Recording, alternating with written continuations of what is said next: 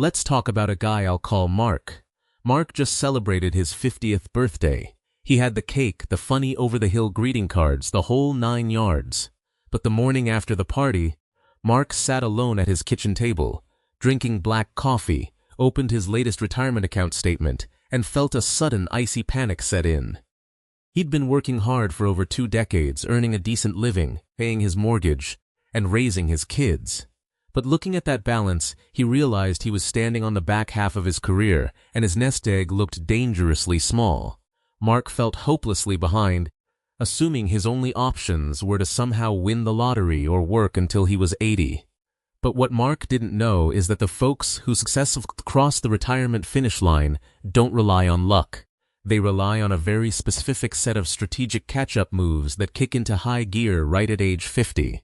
Hitting 50 isn't just a milestone for your joints, it is the ultimate financial halftime show. If you're feeling like you haven't saved enough to walk away from your job, you are absolutely not alone.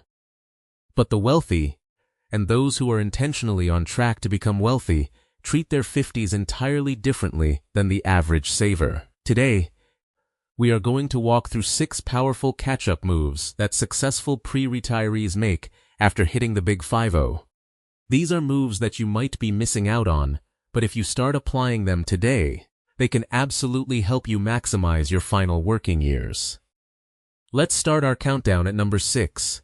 Wealthy pre-retirees put their catch-up contributions on autopilot the minute they blow out their birthday candles. If you are turning 50, the IRS actually gives you a special birthday present. They allow you to shovel extra money into your tax-advantaged retirement accounts, above and beyond the normal legal limits. These are literally called catch-up contributions, and they exist specifically for people who feel a little behind. But here is the major difference between average savers and wealthy pre-retirees. Average savers know this rule exists, but they plan to do it someday when they happen to have a little extra cash lying around at the end of the month. Wealthy savers don't wait. They automate it. Let's look at a woman I'll call Sarah as a composite example. The exact week she turned 50, Sarah logged right into her employee HR portal. She didn't wait to see how she felt about her budget. She simply increased her workplace retirement plan contribution percentage so that the extra catch-up amount would be automatically deducted from her paycheck before she ever even saw it in her bank account. For workplace plans, this catch-up allowance is often somewhere around $7,000 or $8,000 extra dollars a year, and for personal IRAs, a common range is an extra $1,000 or so. Over the course of a decade and a half, those automated extra contributions, plus the compound growth that happens in the market, can easily add a massive boost to your nest egg. It is the absolute lowest hanging fruit of retirement planning, but you have to actually reach up and grab it. Moving on to number 5, executing the phantom income redirect. In your 50s, a really wonderful and strange thing often starts to happen. Some of your heavy, long-term expenses finally start falling away. Maybe the kids finally graduate from college and get off your daily payroll. Maybe you finally pay off that 5-year car loan, or you make the very last payment to the orthodontist. Suddenly, there is phantom income appearing in your monthly budget. Money that used to go straight out the door every month, but is now just sitting there looking pretty in your checking account. The natural temptation for most folks is to absorb that money into their lifestyle. You think, hey, the sedan is paid off, let's go lease a luxury SUV. Or the kids are gone, let's finance a total kitchen remodel. But smart money moves differently. Wealthy pre-retirees capture that phantom income before they get used to it, and immediately redirect it into their investments. Take a guy I'll name Dave. Dave finally finished paying off his daughter's student loans, which had been costing him about $600 a month. Instead of treating himself to a new payment on a boat, Dave set up an automatic bank transfer. Every single month, on the exact day that old loan payment used to hit, that $600 now goes straight into a brokerage account. Redirecting a common range of $500 to $1,000 a month of phantom income during your 50s can turbocharge your wealth without you ever having to feel a pinch in your current lifestyle because you're just paying your future self the money you were already used to giving away. Number 4 on our list is what I like to call weaponizing the health savings account, or HSA. Most folks treat an HSA like a simple checking account for Band-Aids, cough syrup, and quick trips to the clinic. You put money in tax-free, and when you get a medical bill, you swipe the little plastic HSA card to pay it. It's convenient, sure, but wealthy pre-retirees treat the HSA entirely differently. They view it as a stealth retirement account with a rare triple tax advantage. Here is how the strategy generally works. If you have a qualifying high-deductible health plan and have access to an HSA, you max out the contributions every single year. But instead of spending that money on your current doctor visits or copays, you pay those current medical bills out of pocket from your regular checking account, if you can afford to do so. You leave the HSA money fully invested in the market and let it grow. Let's look at a fellow I'll call Robert. Robert contributes the maximum family amount to his HSA every year. Over 10 to 15 years, by refusing to touch it, that account compounds significantly. Because HSAs are tax-free going in, they grow tax-free, and they are tax-free coming out as long as they are used for qualified medical expenses. Robert is building a massive, tax-free medical war chest for his 60s and 70s. And guess what one of the biggest, scariest expenses in retirement is? Healthcare. Having an account with tens of thousands of dollars dedicated specifically to covering your future health needs is a catch-up move that changes the entire landscape of your retirement security. Coming in at number 3, right-sizing the housing footprint long before they actually retire. For generations, the standard American dream was to stubbornly stay in the big family home until you practically couldn't walk up the stairs anymore. But keeping a massive 4-bedroom house, when it's just 2 people rattling around inside, is incredibly expensive. You are paying heavily for property taxes, heating, cooling, insurance, and ongoing maintenance on rooms you only walk into twice a year to dust. Wealthy pre-retirees often make the strategic, emotional choice to downsize, or as I prefer to call it, right size, in their mid-50s rather than waiting until their late 60s. Consider a fictional couple I'll call Maria and John. At 55, with their kids fully moved out, they sold their large suburban home and bought a much smaller, low-maintenance townhome.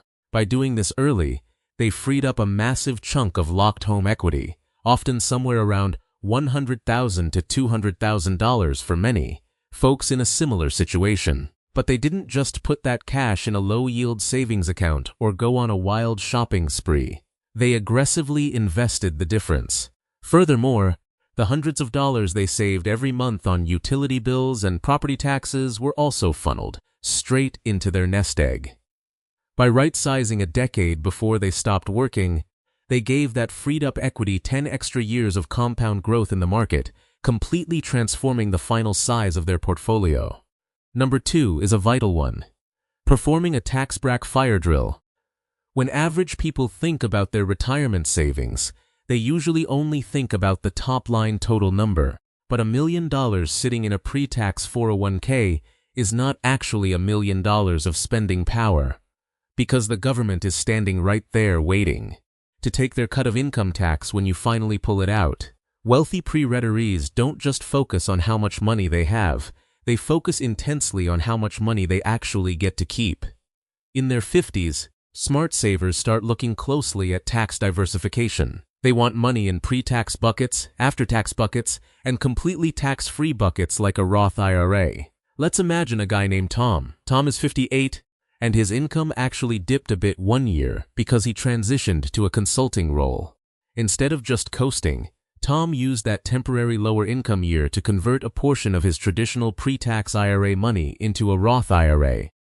He voluntarily paid the taxes on it now at a lower rate, rather than waiting until his 70s when he'd be forced by the government to take distributions that could push him into a much higher tax bracket. As a general rule, the standard deduction is roughly $29,000 for a married couple right now, though you should absolutely check current IRS figures for the exact number as they change. Wealthy pre-retirees use this basic tax knowledge to legally and carefully maneuver their money, minimizing the lifetime taxes they will owe. They are playing a proactive game of financial chess while everyone else is playing reactive checkers. And finally, the number one catch-up move successful pre-retirees make. They stress test their go-go year's budget while they still have a paycheck. The first phase of retirement, typically spanning your 60s and early 70s, are widely known as the go-go years. This is because this is the era when you are generally the healthiest, the most active, and the most eager to enjoy your freedom. You have the time, you have the physical energy, and you want to travel, play golf, or spoil the grandkids. Consequently, this is very often the single most expensive phase of your entire retirement. Average savers just casually guess what they might spend during these years. Wealthy pre-retirees actually put it to the test. Let's look at a couple I'll call Helen and Jim. 2 full years before they planned to pull the plug on work, they did a dry run. They calculated exactly what they thought their monthly retirement income from pensions and investments would be, and for 6 solid months, they lived strictly on that amount.